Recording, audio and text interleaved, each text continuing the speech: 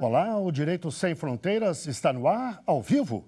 Hoje vamos falar do Banco Global de Sementes, um super cofre que guarda sementes do mundo inteiro para preservar a diversidade genética botânica do planeta. Ou seja, esse banco, pouco conhecido, é uma forma de prevenção contra grandes catástrofes que ameacem as fontes de alimentação humana, como desastres naturais e guerras. Este é o arquipélago de Svalbard, território da Noruega, bem próximo do Polo Norte. Uma das ilhas do arquipélago foi escolhida em 2008 para a construção do Banco Global de Sementes. Entrar nesse super cofre é privilégio de cientistas. Os túneis e salões do banco ficam a 100 metros de profundidade.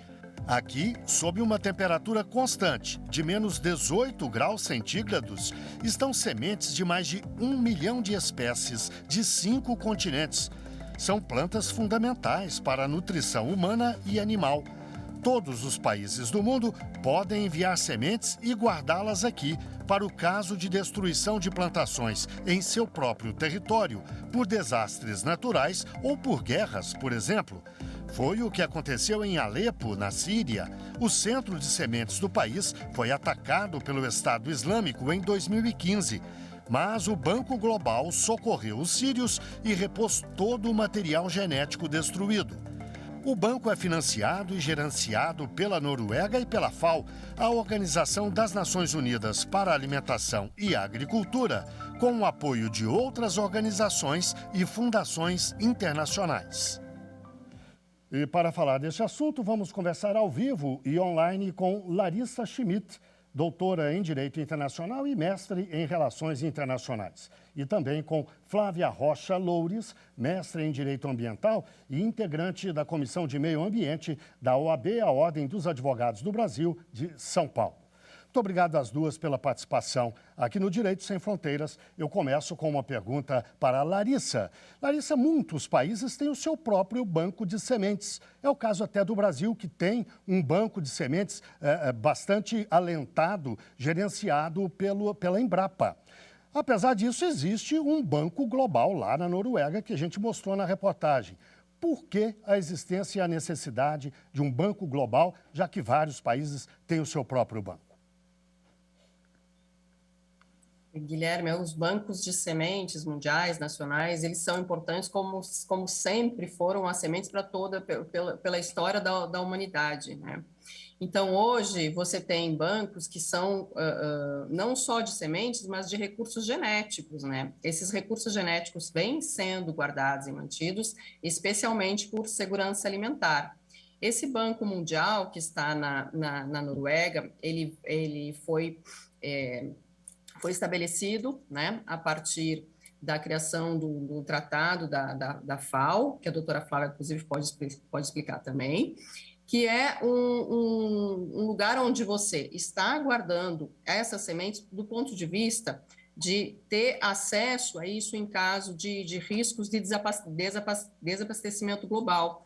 A FAO, inclusive, neste mês, está abastecendo a Ucrânia, em função da guerra, com batatas sementes, né, que estavam sendo guardadas também, para que você não tenha, que o país não tenha, em função da guerra, um risco de desabastecimento.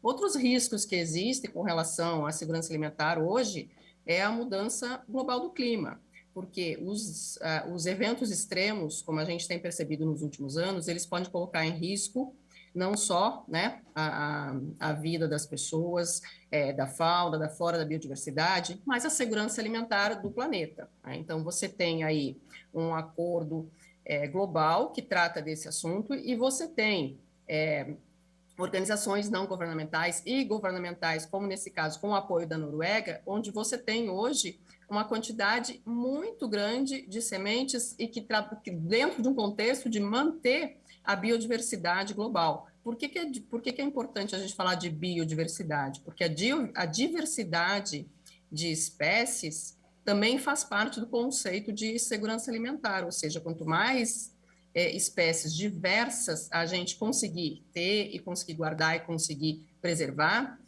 mais possibilidades, né, de desenvolvimento dessas plantas para diversas finalidades do futuro.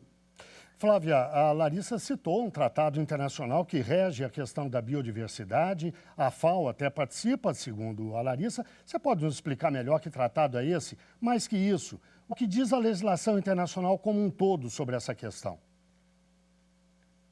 Sim, eu só queria começar comentando que a doutora Larissa mencionou a questão de mudança climática e é interessante mencionar que a Noruega já está preparando esse banco de sementes para mudanças que venham, alterações climáticas que venham a acontecer. Então, está tomando aí uma postura preventiva para que o banco continue resiliente face a essas mudanças. Bom, o tratado que a doutora Larissa mencionou é o Tratado Internacional sobre os Recursos Fitogenéticos para Alimentação e Agricultura, do qual o Brasil é parte desde 2008, quando foi promulgado o decreto. Esse tratado, ele especificamente sobre recursos fitogenéticos, e ele reconhece essa questão da segurança alimentar como uma preocupação comum de todos os países. Ele também vê essa matéria-prima, os recursos fitogenéticos, como matéria indispensável para o melhoramento genético das culturas. E também, da mesma forma que o banco na Noruega, para a adaptação a transformações ambientais. Então, que esse tratado também já antecipa a aceleração das mudanças ambientais globais, né? E de forma bastante interessante, o tratado enfatiza os direitos dos agricultores, principalmente os pequenos, de receber os benefícios dessa diversidade agrícola genética, que são os recursos fitogenéticos. Então, eu achei importante mencionar esse tratado porque o Banco de Sementes da Noruega faz parte de um contexto mais amplo de proporcionar essa segurança alimentar. Então, se o Banco na Noruega tem esse propósito de atender situações de emergência, o tratado tem o propósito de manter no longo prazo a conservação, o uso sustentável e o compartilhamento de benefícios desses recursos fitogenéticos. Então, é importante olhar para esse banco de sementes dentro desse contexto mais amplo de cooperação internacional e dessa estratégia que acontece sob a coordenação da Organização da ONU sobre Alimentação e Agricultura. Larissa, por que esse banco foi construído justamente na Noruega? Eu até aproveito para, digamos, problematizar um pouco mais. A Noruega sempre se apresentou como um país neutro, politicamente, ideologicamente, não se alinha nem com o Ocidente, se apresenta assim, não sei se é na verdade. A Finlândia dizia o mesmo e agora pediu para entrar na OTAN. Mas vamos esquecer a Finlândia no momento e falar da Noruega. A Noruega, em algum momento, poderia, por exemplo, dizer, não, para a Rússia eu não dou sementes. Poderia? Na verdade, Guilherme, quer dizer, o Banco de Sementes, assim como outros cenários de acordos internacionais, eles estão protegidos pelas discussões e pelos acordos internacionais das Nações Unidas, no sentido de serem considerados patrimônio da humanidade, né? Neste caso, eu não vejo como alguém como o país poderia negar especificamente a alguém, independentemente do que aconteceu ou do conflito que esteja envolvido. O Banco de Sementes socorreu recentemente a Síria, justamente em função dos conflitos, né, que a Síria continua ainda passando, e em função da destruição de um banco de sementes nacionais que aconteceu na guerra da Síria, tá? Então, de fato, você tem aí, inclusive, quem financiou a criação desse banco de sementes inicialmente, né, foi a Fundação Melinda e Bill Gates. Hoje você tem organizações multilaterais que estão acopladas ou conectadas a esse acordo, a um acordo que envolve organizações não governamentais e o apoio do Ministério de Agricultura e Alimentação da Noruega, por ser, de fato, ser considerado um país estável do ponto de vista político e também do ponto de vista, né, geográfico, de estar, né, pensou-se também na segurança física, né, e de mudanças climáticas com relação à segurança física desse banco de sementes, né?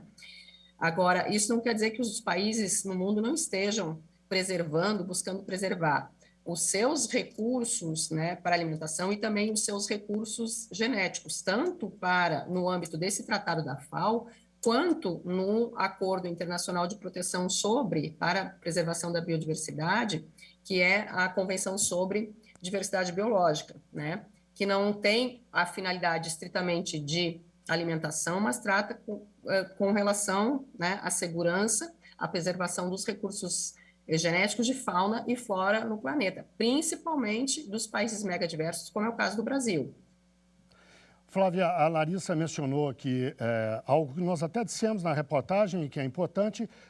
O banco é financiado em parte pela Noruega, em parte pela FAO, também por organizações e instituições internacionais, por doadores como Bill Gates, enfim. Tem fontes de financiamento bastante amplas. Mas e os países que participam têm que bancar também? E que direitos eles têm? Eles podem simplesmente pedir sementes sem jamais ter contribuído com algum material genético? Que tipo de informação a gente pode dar sobre isso? Então, respondo essas suas perguntas, mas só para voltar um pouquinho, como a doutora Larissa falou, não pode ser negado acesso a nenhum país, mas existem algumas condições para o país poder se beneficiar desse banco. Então, ele tem que provar que em casa, no seu banco genético em casa, ele está trabalhando por essa conservação e que tem a capacidade de fazer a multiplicação dessas sementes. Então, que ele está fazendo a sua lição de casa. Ele também tem que provar que tem cópias em condições seguras, para que o banco não seja a única fonte de segurança, o banco de dados na Noruega. Então, que ele também tem esse banco em casa. E, por fim, ele tem, da mesma forma que sobre o Tratado de Recursos Fitogenéticos, ele tem que concordar em fazer disponível, em disponibilizar essas sementes para outros países que tenham também depositado no banco.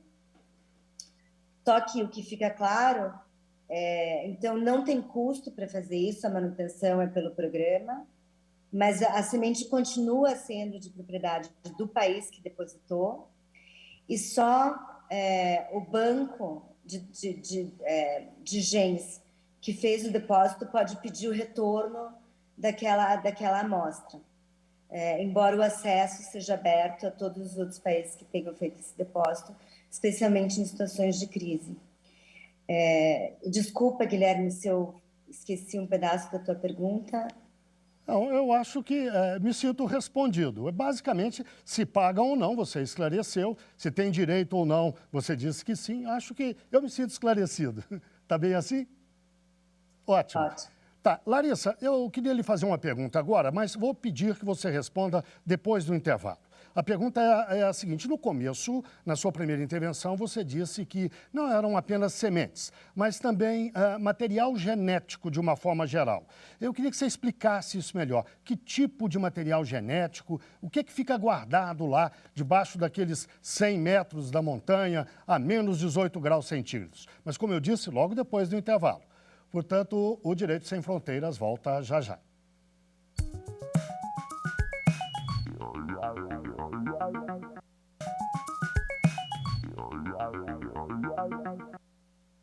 O Direito Sem Fronteiras está de volta. Hoje falamos sobre o Banco Global de Sementes, um super cofre que guarda sementes do mundo inteiro para preservar a diversidade genética botânica do planeta.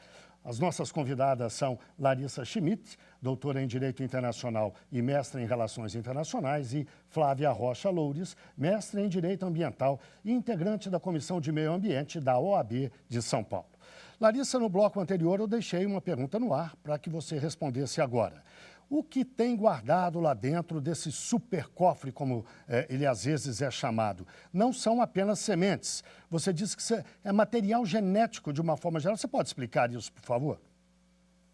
A gente tem que, na verdade, fisicamente podem ser são sementes, né, Guilherme? Mas o que a gente tem que entender que este tratado da FAO de recursos fitogenéticos, assim como o Acordo Internacional, a Convenção sobre Diversidade Biológica, elas também tratam de recursos genéticos, né? O que são recursos genéticos, né? São os recursos que são, né, que vêm da nossa agricultura e que também da fauna e da flora, principalmente dos países megadiversos, e que são importantes para a manutenção da vida no planeta. Quando a gente fala de diversidade e de megadiversos, a gente está se referindo aos países no planeta que têm a maior concentração de riqueza de fauna e flora, que é riqueza de diversidade genética, e que é importante, né, essa preservação no sentido não só de que, pela importância intrínseca, né, da preservação da importância da vida para a gente, né, para a humanidade, mas a diversidade genética é a chave de segurança da sobrevivência da espécie humana.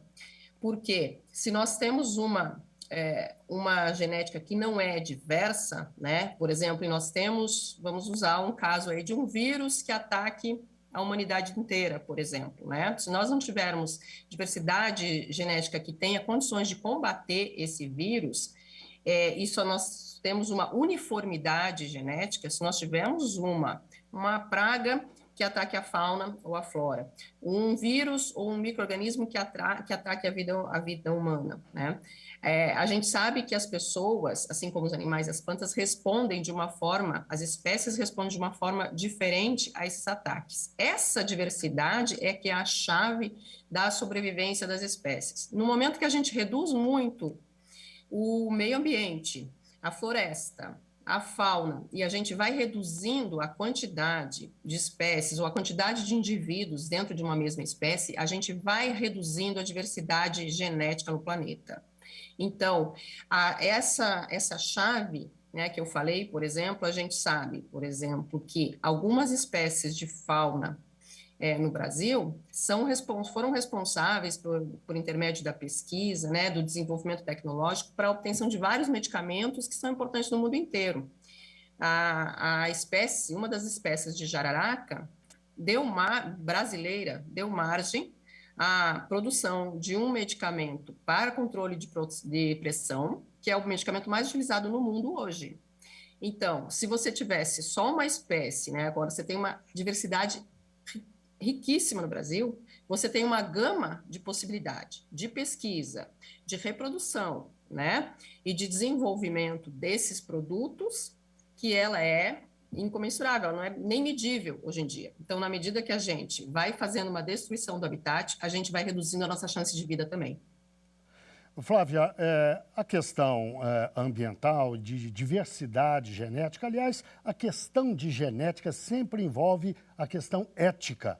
O tratado da FAO, ele fala de ética, como é que ele cuida disso?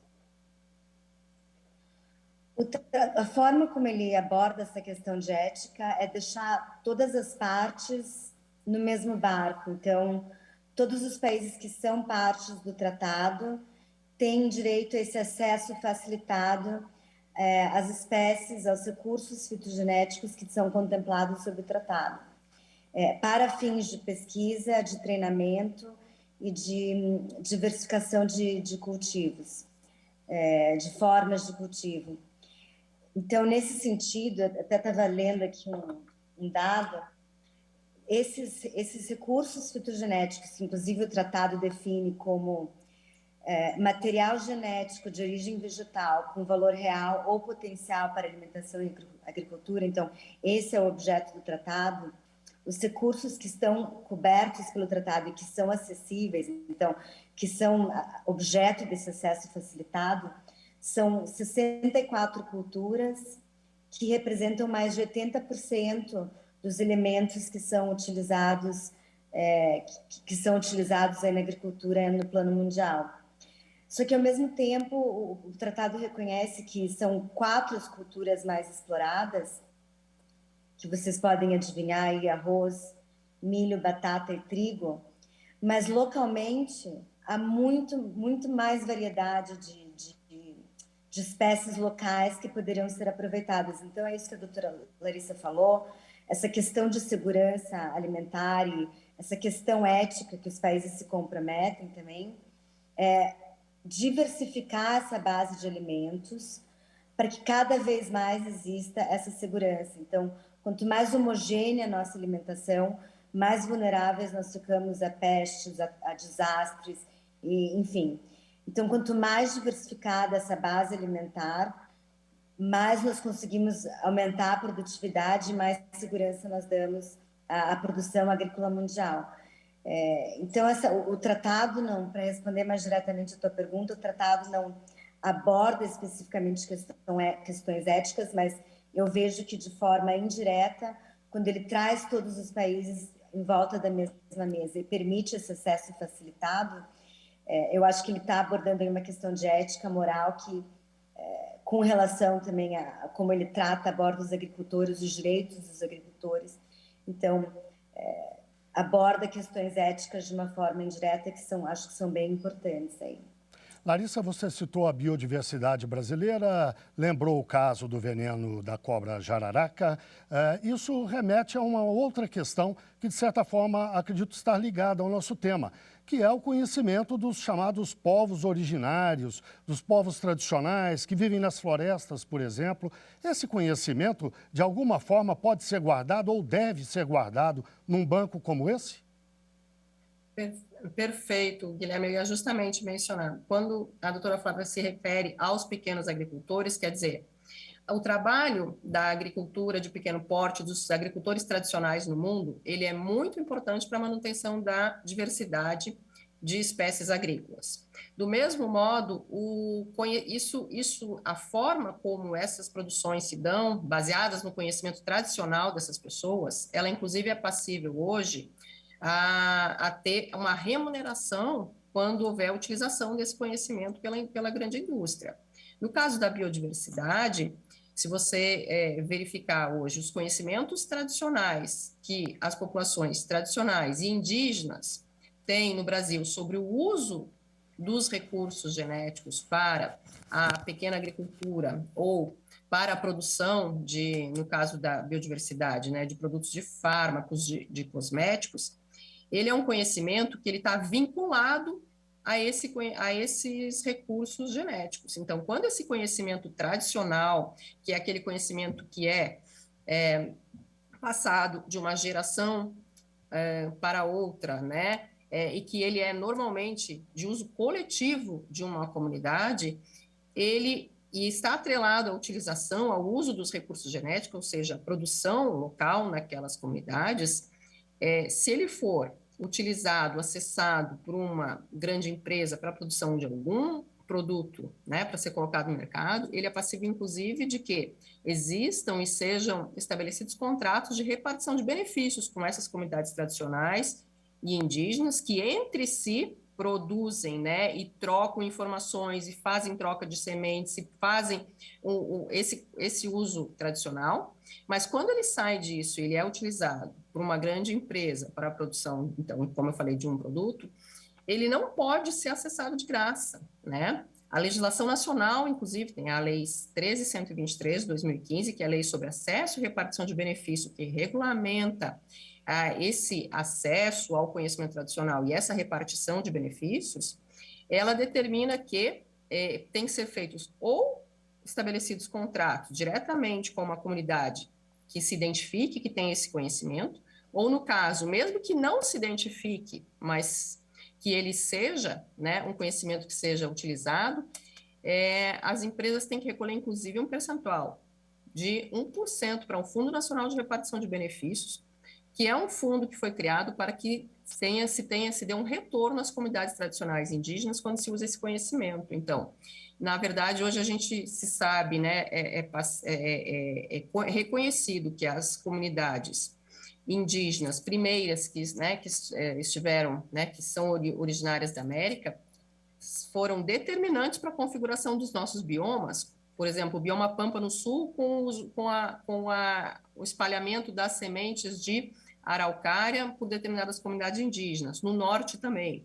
Então, a forma como essas comunidades foram interagindo ao longo dos séculos também ajudaram a configurar o formato que a gente tem nos biomas nacionais, para ver a importância que a gente tem nesse cenário. E dessa mesma forma, o Tratado de Recursos Fitogenéticos reconhece o conhecimento tradicional dos pequenos agricultores locais, seja aqui, seja na África, em qualquer lugar do planeta, da forma como eles produzem e trocam informações locais e como isso contribui para essa diversidade no planeta inteiro. Flávia, uma última pergunta, eu lhe pediria que fosse breve, por favor. Na reportagem, nós falamos sobre quem poderia pedir sementes ao banco que existe na Noruega. Países vítimas de guerras, países vítimas de grandes catástrofes climáticas, inundações, secas, etc. E você, em certo momento, mencionou a questão climática, as mudanças climáticas pelas quais o mundo passa, e que há previsões, inclusive, muito catastróficas. Eu gostaria que você nos dissesse como é que se pode garantir a perpetuação dessas espécies todas num banco como aquele da Noruega. O degelo, por exemplo, não poderia provocar ou trazer problemas sérios para a conservação daquele material lá no meio do gelo? Então, Guilherme, no começo eu mencionei, né, que a própria Noruega já está antevendo essas situações e tomou algumas providências para justamente se preparar para essas questões, que vai ser um clima, mesmo lá, apesar de ser um clima de temperaturas muito baixas, mas que vai ficar mais úmido e as temperaturas eventualmente vão subir. Então, essa é uma resposta mais tecnológica que eu posso te adiantar, sai um pouco do meu perfil, mas que eles tomaram as medidas de engenharia necessárias para antecipar e estão continuamente monitorando a situação do banco e a situação climática na região e de forma global, para garantir a segurança dessas sementes. Eu quero ouvir a Larissa também sobre a mesma questão. Por favor, Larissa. Tem uma questão que suscita isso, é interessante, Guilherme, porque, assim, uma das razões também por segurança física e climática desse banco estar na Noruega é a capacidade da Noruega de reagir aos impactos climáticos, que com certeza é muito maior que países em desenvolvimento e países com menor potencial econômico. E essa é uma ótica perversa também do aquecimento global, e por isso que a Noruega, sem dúvida, se prepara da melhor maneira possível para proteger esse banco de sementes, né, em função do degelo. Então, os países que mais têm condições de lidar com os efeitos adversos do aquecimento global são justamente esses que têm maior potencial econômico. E aqueles que serão certamente mais atingidos serão os países mais pobres, que menos colaboraram para os efeitos do aquecimento global, porque menos emitiram até hoje, e tendem a ser, de uma maneira mais perversamente afetados nesse cenário, né, das catástrofes e dos efeitos adversos do aquecimento global que a gente já vem verificando, né? Então, de uma certa forma, a Noruega também foi escolhida em função dessa segurança, não só política, institucional, que o país apresenta, mas também das condições econômicas de preservar esse banco de sementes. Muito bem, chegamos ao fim do nosso programa. Eu agradeço muitíssimo a participação da Larissa Schmidt, doutora em Direito Internacional e mestre em Relações Internacionais, e também da Flávia Rocha Loures, mestre em Direito Ambiental e integrante da Comissão de Meio Ambiente da UAB de São Paulo. Boa noite às duas, obrigado. E muito obrigado, claro, a você que nos acompanhou. Não deixe de seguir a nossa programação no site da TV Justiça e também no nosso canal no YouTube. O nosso e-mail é direitosemfronteiras@stf.jus.br. Até o próximo programa.